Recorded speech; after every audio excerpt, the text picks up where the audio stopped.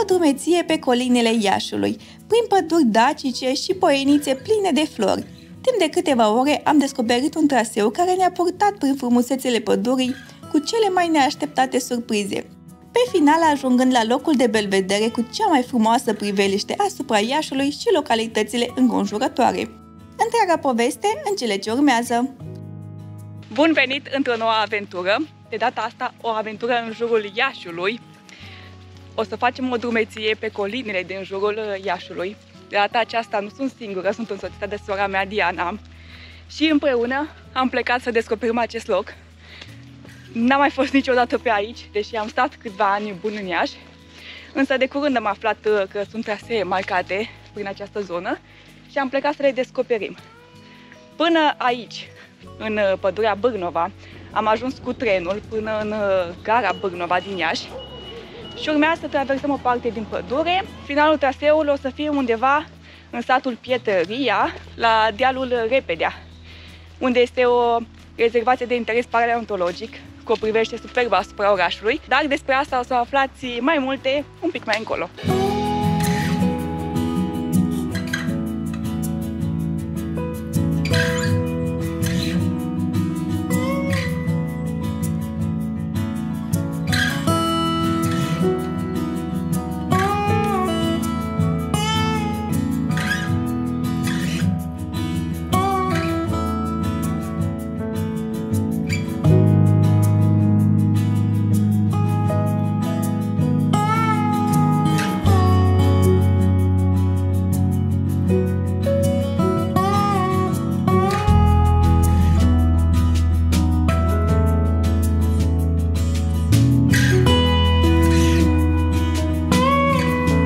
Tocmai ce am ieșit și noi acum din pădure și am dat și peste prima surpriză a zilei, și anume un câmp plin cu orhidee de multe. Sunt foarte, foarte multe.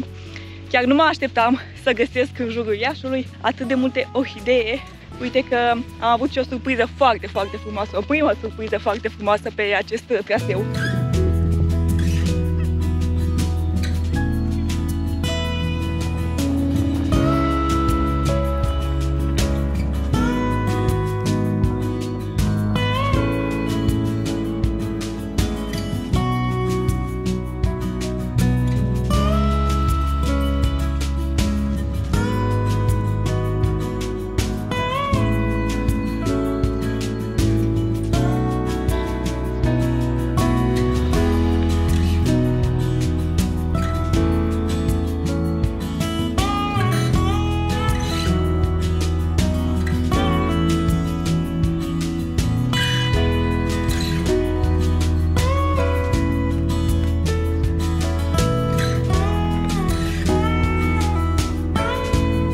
Este o singură problemă cu acest traseu și faptul că dacă nu ai o hartă cu traseul pe telefon, este foarte greu de menținut poteca, pentru că sunt foarte multe poteci care vin stânga-dreapta și pe unele porțiuni marcajul lipsește. Așa că sunt șanse foarte mari să o luați aiurea pe o potecuță sau alta. Noi, cu siguranță, dacă nu am fi avut harta pe telefon, sigur am fi luat-o aiurea de la bun început. Marcajul pe hartă este bandă roșie, însă pe copaci am văzut și marcajul bulină roșie pe ultima porțiune, dar din ce mi-am dat seama cumva se suprapun aceste două trasee.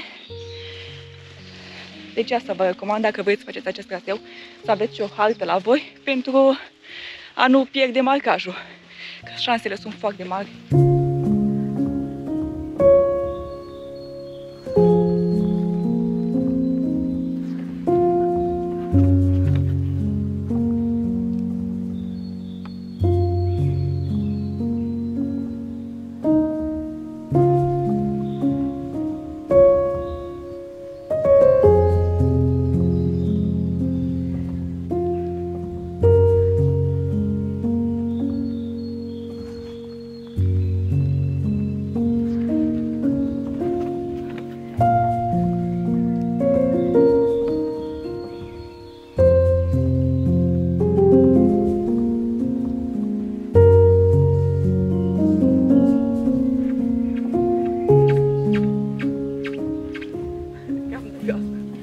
Nu te ține sigur.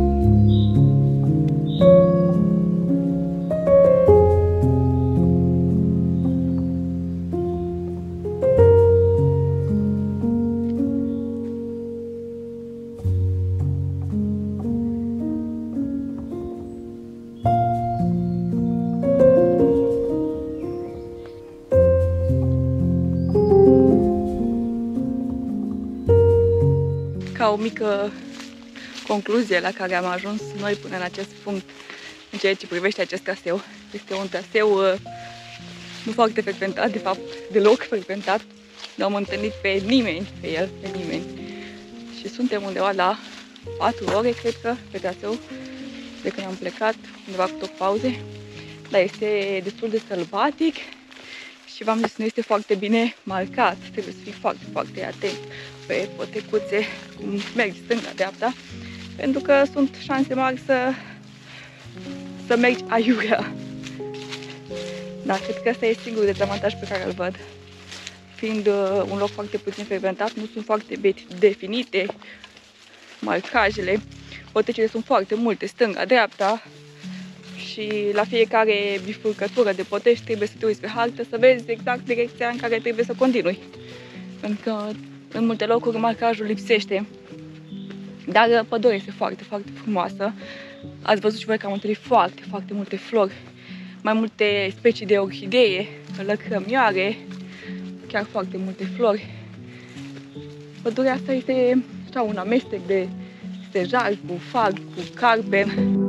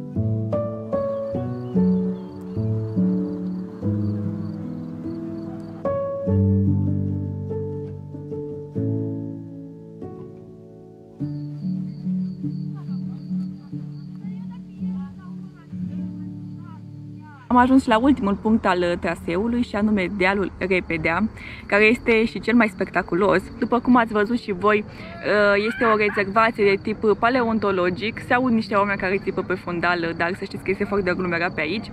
Ați văzut și voi calcarul acesta fosilifer și pe alocuri cu intercalații de gresie, gresiile fiind nisipul cimentat. Pe acest traseu am mers destul de mult, undeva la 18-20 de kilometri, aproximativ, trebuie să ne uităm exact. Noi am făcut undeva la 8 ore, însă am luat și destul de multe pauze, am și filmat, am mai făcut și poze. Cred că în mod normal s-ar face undeva la 5-6 ore pe acest traseu. După cum ați văzut, este un traseu puțin frecventat, doar ultima parte a fost aglomerată. Dealul Repede este cunoscut în Iași pentru ieșirile de weekend. Sunt foarte, foarte mulți oameni care vin aici cu mașinile, fac picnic și toate alea. Este foarte aglomerat în weekend de obicei și în timpul săptămânii, dar în weekend este full. Este un loc foarte bun de admirat apusul. După cum ați văzut, se vede foarte, foarte frumos orașul Iași, dar și localitățile din împrejurim de aici. Cred că este locul de belvedere cu cea mai frumoasă priveliște asupra Iașiului. Acestea fiind spuse, cam asta este tot pentru astăzi. Sper să luați în considerare acest loc când o să vizitați orașul Iași sau dacă stați mai mult timp pe aici și vreți să faceți și activități în natură. Este un loc perfect. Dacă nu vreți să faceți întregul traseu, să știți că mai sunt și alte variante de trasee care se pot face în jurul Iașiului, unele mai scurte. Acesta cred că este cel mai lung dintre toate. Dacă nu, puteți veni doar pe dealul Perepedea pentru a vedea rezervația și priveliștea, ceea ce este minunat. La Apus vă recomand să veniți aici, priveliștea este incredibilă. Noi nu o să mai stăm până la Apus, totuși am stat destul de mult astăzi pe traseu. Am mai văzut Apusul de aici, este foarte frumos, deci pot să vă garantez că este foarte frumos. Însă nu uitați că noi ne vedem ca de obicei în următoarea aventură, care sper să fie undeva tot prin această zonă. Toate cele bune!